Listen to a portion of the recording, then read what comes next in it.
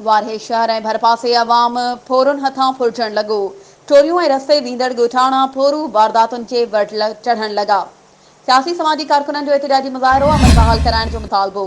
वारे शहर ऐं भरपासे चाबी चोर ऐं फोरू सरगर्म रोज़ानी बुनियाद ते ॾोही वारदातनि में इज़ाफ़ो पुलिस मुबैना करप्शन एवज़ ख़ामोश। सियासी समाजी कारकुननि वकार चोलियाणी, मुहर्रम साहिबाणी, निसार अमीराणी, बुरहान चांडियो ऐं ॿियनि हथनि में बैनर खणी अवामी प्रेस क्लब आॾो एहतिजाज करे नारेबाज़ी कई।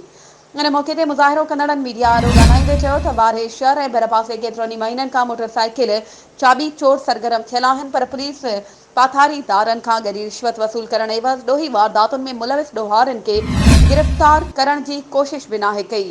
हुननि दाहींदे चयो त कंबर शिदात कोट ज़िले SSP ऐं अख़्तियारनि खे ॾोही वारदातुनि जो नोटिस वठी शहरनि ऐं ॻोठाणनि खे तहफ़ुज़ फ़राहम कयो वञे।